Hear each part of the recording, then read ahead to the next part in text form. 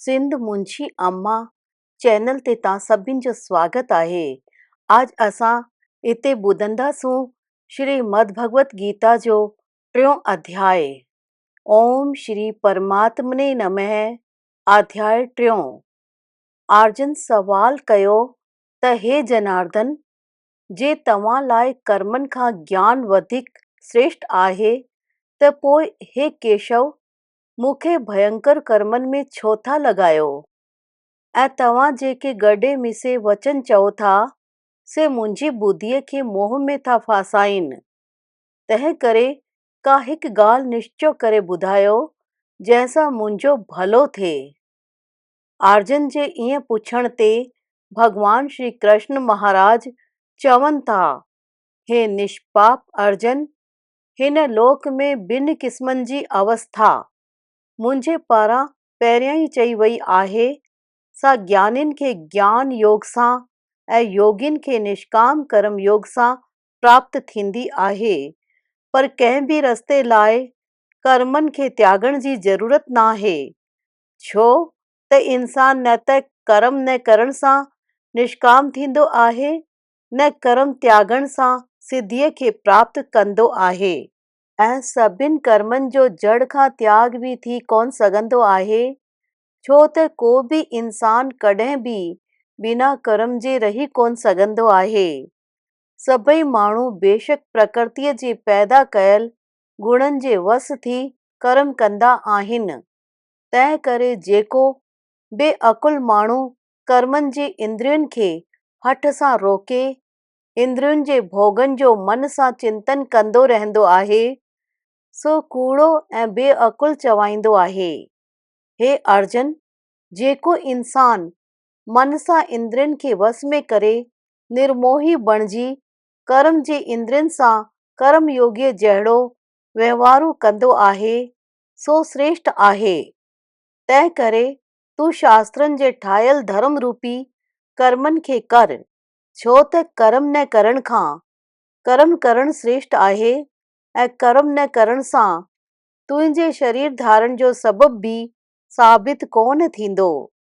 हे अर्जुन, बंधन जे भव सां बि कर्मनि जो त्याग करण ठीक नाहे, छो त यज्ञ यानी विष्णुअ जे निमित्त कयल कर्म खां सिवाइ ॿियनि कर्मनि में लॻल इंसान ई कर्मनि जे बंधन में फासंदो आहे। तंहिं करे हे अर्जुन, मोह छॾे उन परमेश्वर जे निमित्त चङे नमूने कर्म कर। कर्म न करण सां तूं पाप खे बि प्राप्त थींदो, छो त प्रजापालक ब्रह्मा कल्प जे आदि में ई यज्ञ सूधो प्रजा जी रचना करे चयो त हिन यज्ञ सां तव्हां तरक्की पाईंदव ऐं इहो यज्ञ तव्हां सभिनि खे मन घुरियल शयूं ॾियण वारो थिए। ऐं तव्हां हिन यज्ञ सां देवताउनि जो वाधारो कयो ऐं देवता तव्हांजो वाधारो कनि।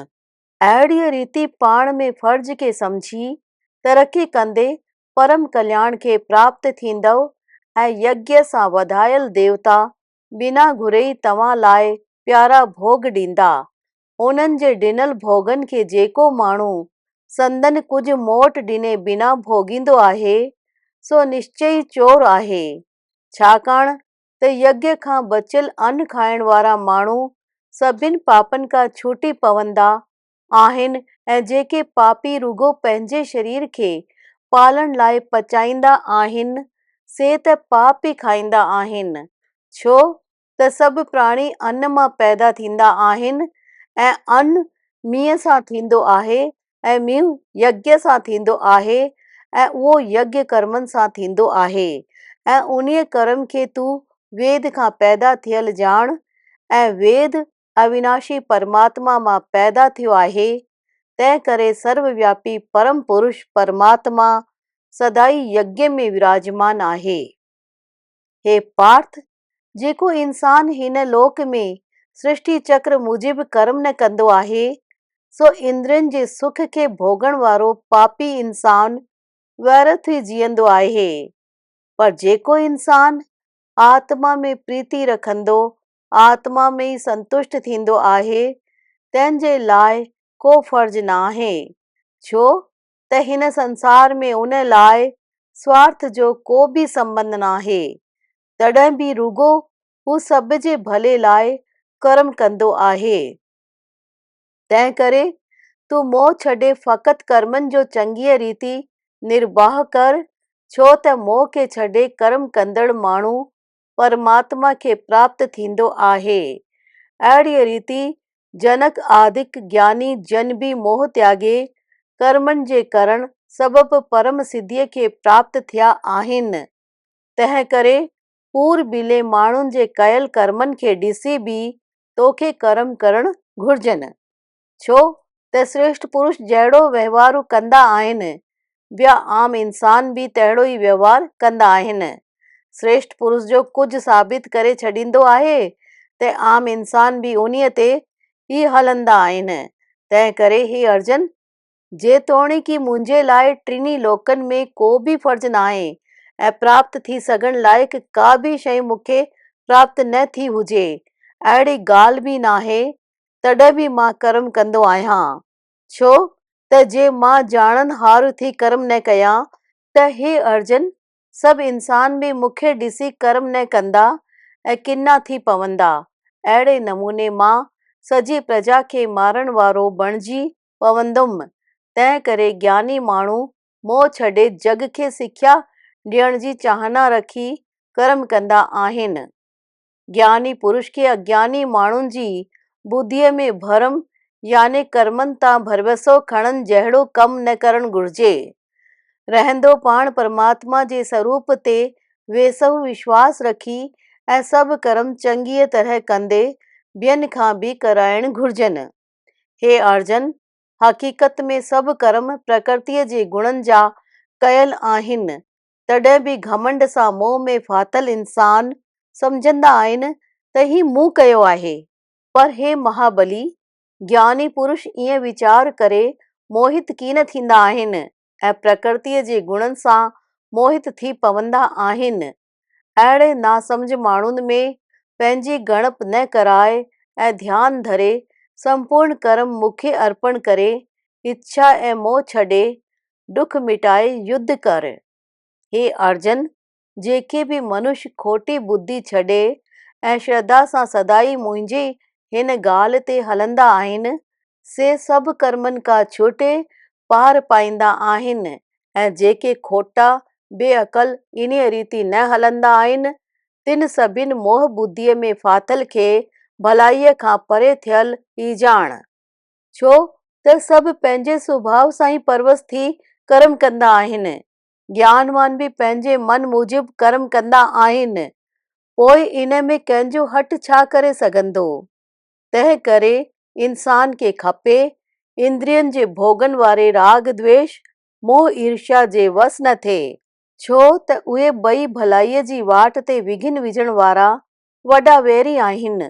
तंहिं करे उन्हनि ॿिन्हिनि खे जीते सावधान थी पंहिंजे धर्म मूजिबि वहिंवार कजे, छाकाणि त ॿिए जे धर्म में सुठो वहिंवार करण खां त गुणनि खां बिना बि पंहिंजो धर्म तमामु सुठो आहे। पंहिंजे धर्म में मरण बि भले वारो आहे ऐं ॿिए जो धर्म डपु ॾींदो आहे। तंहिं ते अर्जुन पुछियो त हे कृष्ण, पोइ ही इंसान न चाहींदे बि कंहिंजे बल ते पाप जो वहिंवार कंदो आहे। अहिड़ीअ रीति अर्जुन जे पुछण ते श्री कृष्ण भॻवान चवनि था, हे अर्जुन, रजोगुण मां पैदा थियल इहो काम ई क्रोध आहे। इहो भोगन सां तृप्त न थियण वारो ऐं महापापी आहे। इन्हीअ खे तूं पंहिंजो वैरी मञ। जीअं धुएं सां बाहि ऐं धूड़ सां आईनो ढकिजी वेंदो आहे ऐं जीअं चमड़ीअ सां गर्भ पेट ढकियल आहे, तीअं ई ज्ञान बि काम सां ढकियल आहे। ऐं हे अर्जुन, इंद्रियूं मन ऐं बुद्धि हिन काम जा वास करण वारा आस्थान चया विया आहिनि ऐं इहो काम ई मन बुद्धि ऐं इंद्रियुनि सां ज्ञान खे ढके जीवात्मा खे मोहित कंदो आहे। तंहिं करे हे अर्जुन, तूं पहिरियां इंद्रियुनि खे वस में करे ज्ञान ऐं विज्ञान जो नास करण वारे हिन काम खे निश्चय ई मारे छॾ। ऐं जे तूं सम्झी थो त इंद्रियुनि खे रोके काम रूपी वैरीअ खे मारण जी तो में सघ न आहे त इहा तुंहिंजी भुल अथई। छो त हिन शरीर खां इंद्रियूं बलवान ऐं सूक्ष्म आहिनि ऐं मन इंद्रियुनि खां बलवान ऐं सूक्ष्म आहे। वरी मन खां बि बलवान ऐं सूक्ष्म बुद्धि आहे ऐं जेका बुद्धीअ खां बि वधीक बलवान ऐं सूक्ष्म आहे सा आत्मा आहे। तंहिं करे आत्मा खे सभ खां वधीक बलवान ऐं सूक्ष्म मनी ऐं बुद्धीअ सां मन खे वस में करे हे महाबली पंहिंजी ताक़त सुञाणे हिन ॾुखे काम रूपी वैरीअ खे मारे छॾ। हिते श्री भगवत गीता श्री कृष्ण अर्जुन संवाद जो 3 अध्याय कर्म योग नाले संपूर्ण थियो।